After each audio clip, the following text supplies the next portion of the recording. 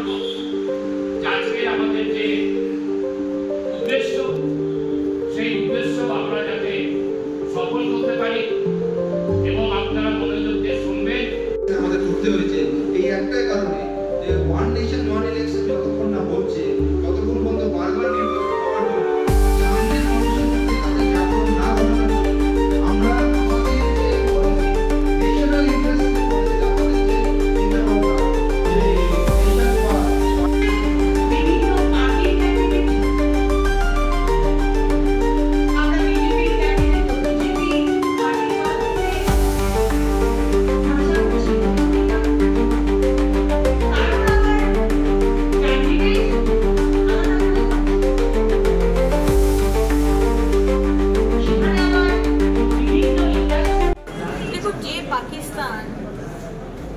পাকিস্তানের defence minister কয়েকদিন আগে একটি টেলিভিশন চ্যানেলের ইন্টারভিউতে বলেছেন যে ৩০ বছর ধরে তারা টেররিস্টদের মানে দুধ কলা দিয়ে যেরকম সাপ কষে সেইভাবে তাদেরকে নার্চার করে ভারতবর্ষের এগেনস্টে এবং বিভিন্ন অন্য দেশের এগেনস্টে তারা কাজে লাগিয়েছে ইউনাইটেড স্টেটসের কথা।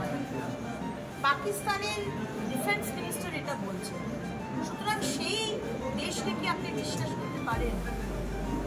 আমাদের ভারতবর্ষ সবসময় আমরা বলি না যে আমরা কাউকে ছেড়বো না, মানে আমরা কাউকে বিরক্ত করবো না, কিন্তু কেউ যদি আমাকে ছেড়খানি করে আমি কিন্তু তাকে ছাড়বো না। সুতরাং আমাদের ২৬ জন ভারতবাসীকে ২২শে এপ্রিল যেভাবে ধর্ম জিজ্ঞেস করে করে খুন করা হয়েছে তার বদলা তো হবেই। ভারতবর্ষের ১৪০ কোটি মানুষ তারা চেয়েছে আসিম মুনির পাকিস্তানের চিফ অফ আর্মি স্টাফ তার কাটা মাথা, আমরা সেটা চেয়েছি।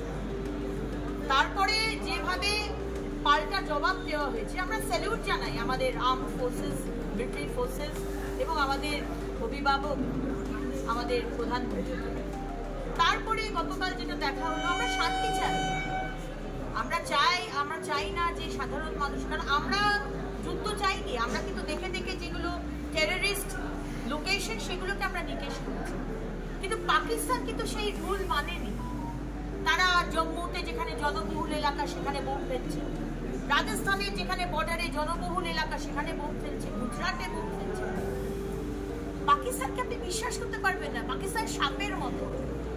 এবং ঠিক তাই হলো, আমরা কিন্তু সেই সিজফায়ারকে সম্মান জানিয়ে তারা ফোন করেছে, পাকিস্তানের মিলিটারি আমাদের দেশকে ফোন করেছে, ফোন করে তারা বলেছে যে আমরা সিজফায়ার চাই, তাই জন্য আমরা সিজফায়ার করেছি। সুতরাং পাকিস্তানের মতো দেশকে কিন্তু বিশ্বাস করা যাবে না। এবং ঠিক তাই গতকাল রাত থেকে আবার শুরু হয়েছে। আমরা কোনোদিনই চাইবো না সাধারণ মানুষের প্রাণ যাক, আমরা খুব ডিএসকালেট করার চেষ্টা করছি, কিন্তু পাকিস্তানের অন্য মতলব, তাদের অন্যরকম ধারণা বা অন্যরকম তাদের স্ট্র্যাটেজি, তারা কিন্তু বিষয়টিকে এসকেলেট করার চেষ্টা করা হচ্ছে।